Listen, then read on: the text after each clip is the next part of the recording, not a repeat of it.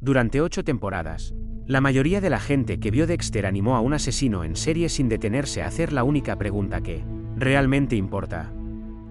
No si su código es real, ni si sus objetivos lo merecen. La pregunta es qué haría el FBI si realmente lo investigara, porque ellos ya tienen un nombre para lo que él es, un delincuente organizado y con una misión definida. Y casi todos los marcadores que la unidad de análisis de conducta utiliza para identificar este tipo encajan con Dexter Morgan. La lista de verificación de psicopatía de Robert Hare es la herramienta de puntuación real utilizada por el FBI en todo el mundo para medir los rasgos psicopáticos. A través de múltiples análisis, Dexter se alinea con casi todos los rasgos de esa lista. El único que claramente no cumple es el de violar la libertad condicional, porque nunca lo atrapan. Casi todas las casillas están marcadas, y el programa quiere que creamos que lo único que protege a la sociedad es su código. Lo que el FBI construyó para atrapar a personas exactamente como él es donde esto comienza a ser incómodo. La unidad de ciencias del comportamiento del FBI desarrolló categorías específicas para el tipo de asesino que representa Dexter Morgan mucho antes de que se emitiera la serie. Él no inventó un nuevo tipo de amenaza, encaja en un perfil que ya habían documentado en detalle. La BSU se estableció formalmente en 1972 con los agentes Robert Ressler y John Douglas investigando a delincuentes violentos, viajando a prisiones y entrevistando directamente a asesinos en serie. A Ressler se le atribuye haber acuñado el término asesino en serie en 1974. A través de ese trabajo, el FBI construyó un sistema de categorías que se convirtió en fundamental para cómo las fuerzas del orden rastrean a los delincuentes violentos. La distinción central que hicieron fue entre delincuentes organizados y desorganizados. El asesino organizado tiende a tener una inteligencia superior al promedio, es socialmente funcional, tiene un empleo estable, planifica cuidadosamente y sabe cómo evitar dejar pruebas. Controla el entorno, borra sus huellas. El criminólogo David Wilson, en un análisis de vídeo para Vanity Fair, afirmó directamente que Dexter encajaba en la categoría de asesino en serie con una misión definida y lo llamó el asesino en serie organizado definitivo. El asesino organizado, según el marco del FBI, opera típicamente en 3 lugares distintos: donde se toma a la víctima, donde ocurre el asesinato y donde termina el cuerpo. Dexter maneja los 3 con un nivel de disciplina que la BAU reconocería de inmediato.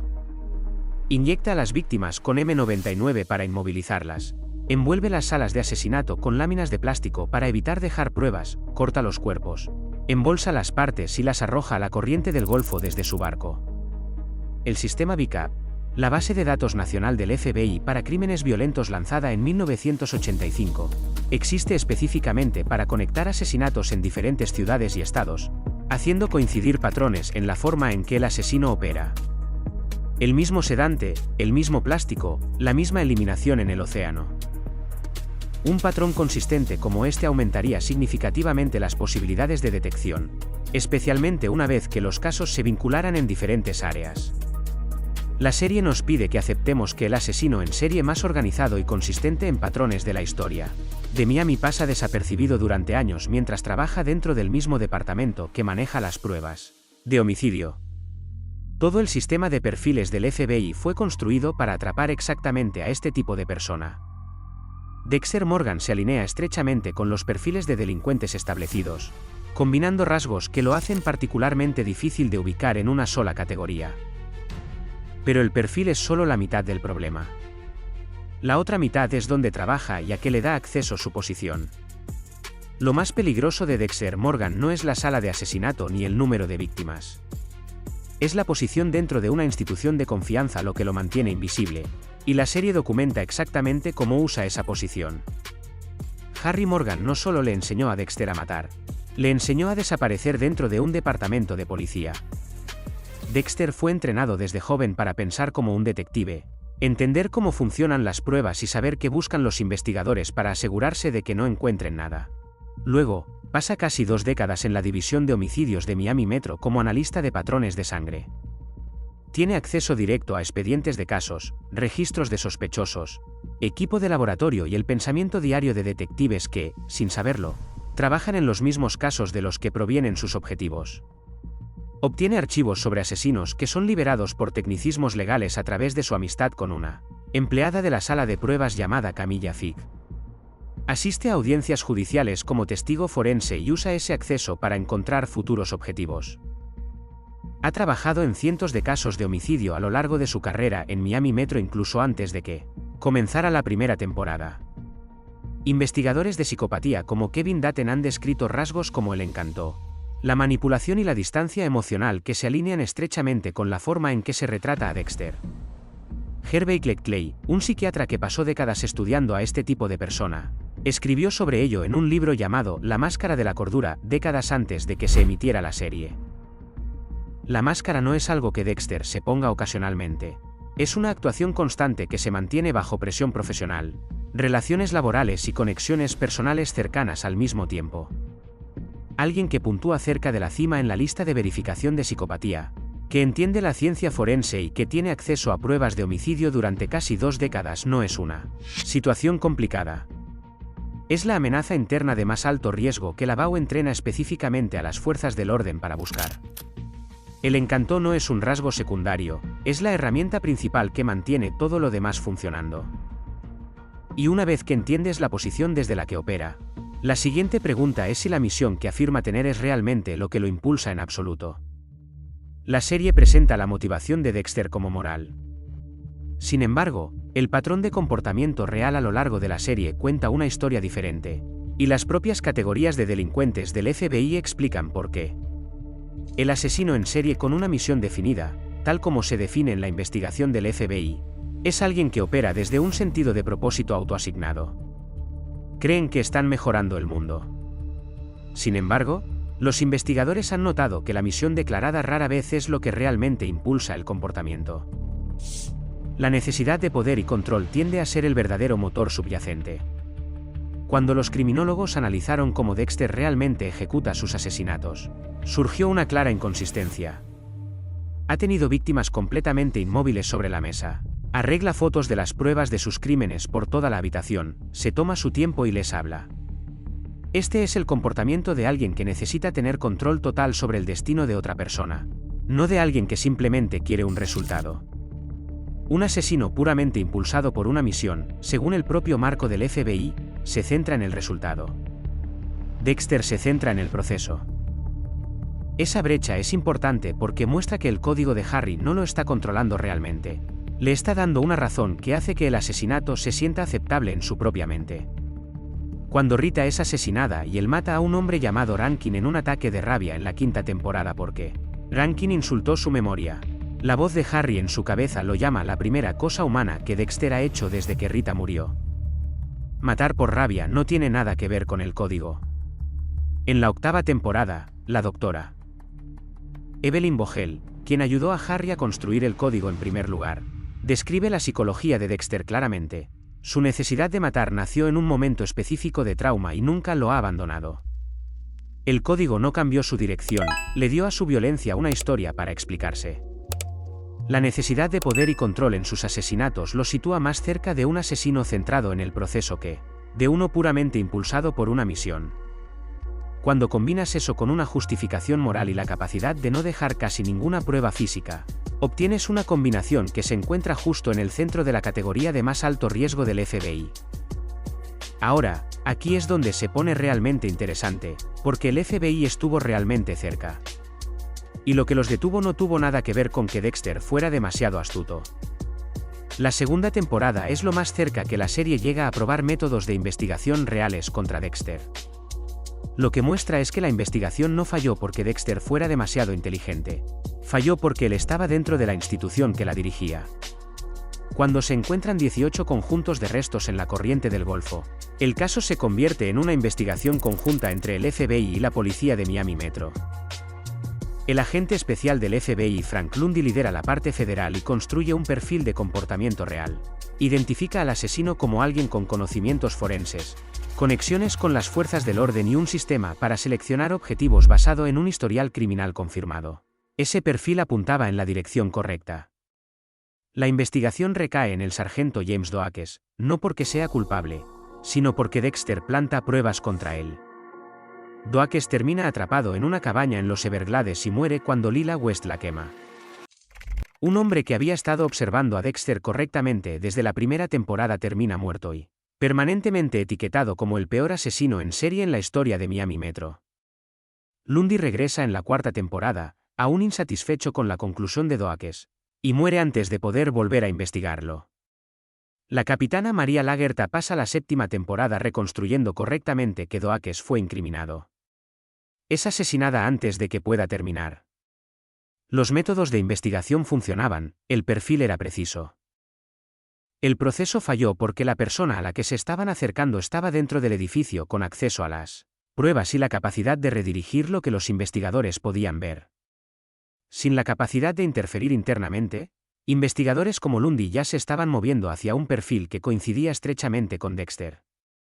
El verdadero problema expuesto por el caso del carnicero de la bahía es que las pruebas de un departamento de policía fueron comprometidas desde dentro de manera tan profunda que un sargento incriminado se convirtió en la respuesta oficial permanente a un caso de asesino en serie activo.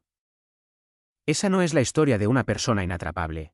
Es la historia de lo que una amenaza interna le hace a los sistemas construidos para detenerla. Lo que sucede cuando alguien fuera de esos sistemas decide hacer lo que Dexter hace es donde esto se vuelve aún más oscuro. Los casos del mundo real conectados con la serie ofrecen la visión más clara posible de lo que el marco impulsado por una misión realmente produce cuando pasa de la ficción a la vida real. Mark Andrew Twichell, un cineasta de Edmonton, Canadá, fue declarado culpable de asesinato en primer grado en abril de 2011 por matar a John Brian Altinger, de 38 años, el 10 de octubre de 2008. Su caso atrajo la atención de los medios internacionales debido a su documentada obsesión con la franquicia Dexter. Twichell tenía una página de Facebook bajo el nombre de Dexter Morgan, escribiendo publicaciones desde el punto de vista del personaje. Alquiló un garaje, cubrió las ventanas con láminas de plástico, instaló una mesa y creó un perfil femenino falso en un sitio web de citas para atraer hombres. Atacó a Altinger con un tubo de metal, lo apuñaló hasta la muerte y cortó el cuerpo. La policía encontró un archivo eliminado en su computadora portátil llamado SK Confession, donde SK significaba serial killer, asesino en serie. Comenzaba con: esta historia se basa en hechos reales. Esta es la historia de mi progresión para convertirme en un asesino en serie. En el documento, Twichell escribió que quería rendir homenaje al personaje. Steve Lillywhen, un periodista de investigación que pasó años carteándose con Twichell para su libro, The Devil's Cinema, calificó la afirmación de Twichell de que Dexter no tuvo nada que ver con sus crímenes como una desconexión lógica.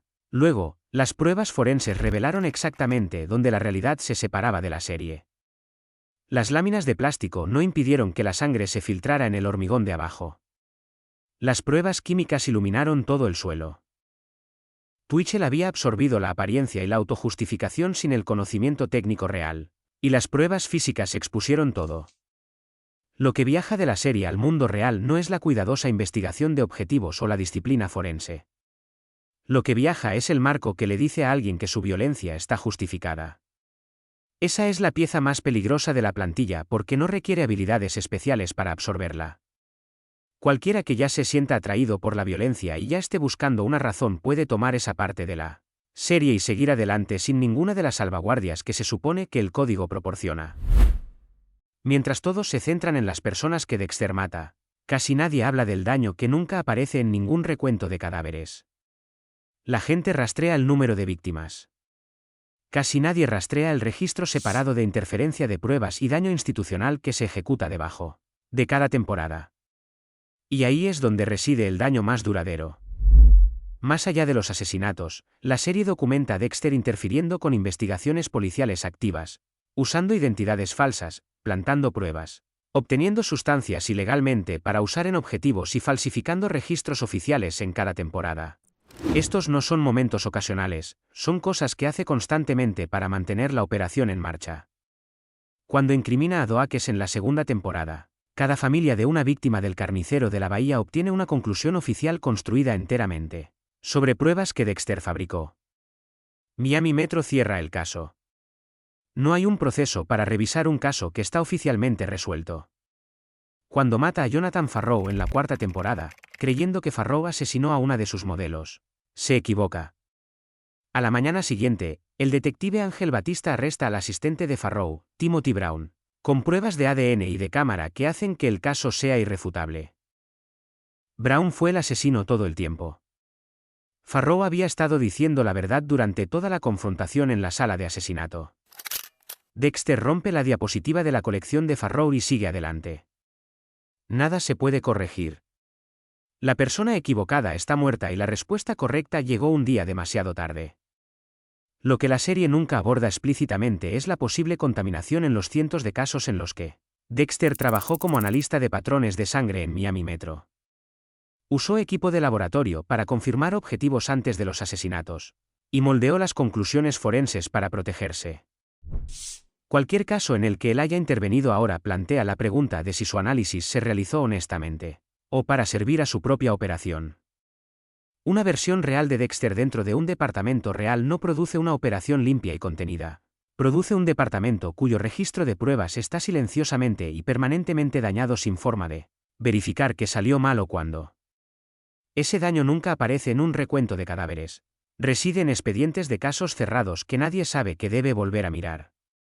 Si juntamos todo eso, la imagen final no se parece en nada a la historia que la serie te ha estado contando. La unidad de ciencias del comportamiento pasó décadas desde 1972 en adelante, estudiando y advirtiendo sobre el delincuente organizado, impulsado por una misión e institucionalmente incrustado. Construyeron BICAP para detectar patrones consistentes en diferentes ciudades y estados. Desarrollaron la lista de verificación de psicopatía para identificar la psicología que se esconde debajo de una superficie de apariencia normal. Dexter Morgan se alinea con casi todos los rasgos de esa lista. Su operación de asesinato en 3 ubicaciones funciona con el tipo de consistencia que BICAP fue diseñado específicamente para señalar. Su posición dentro de Miami Metro representa la versión de más alto riesgo de la amenaza interna que la BAU entrena a las fuerzas del orden para identificar. La serie funciona porque te da su voz interna. Escuchas su razonamiento tal como sucedió. Ves lo que hicieron sus objetivos antes de ver lo que él hace en respuesta. Cuando actúa, ya has asimilado su justificación sin darte cuenta. Ahora, elimina esa voz. Mira lo que el patrón produce a lo largo de toda la franquicia. Más de 800 víctimas confirmadas e implícitas. Un hombre inocente asesinado. 3 personas conectadas con investigaciones sobre él terminan muertas. El caso de la bahía de Harbour cerrado permanentemente sobre un hombre que fue incriminado. Cientos de casos con pruebas potencialmente comprometidas y sin forma de revisarlos. Harrison Morgan ahora operando en Resurrection como la segunda generación del mismo ciclo. Y Mark Twitchell en Canadá, donde el marco de la misión se transfirió a alguien que no tenía un código para ralentizar lo que vendría después. El FBI advirtió sobre este tipo de persona. Construyeron unidades enteras y sistemas de seguimiento para encontrarlo exactamente a él. La serie simplemente le dio una voz interna y una razón en la que podías sentirte cómodo durante 8 temporadas. Dexter Morgan es uno de los mejores personajes de la historia de la televisión. Como un perfil real que opera dentro de una institución real, es el estudio de caso al que la unidad de análisis de conducta estaría señalando durante los próximos 20 años.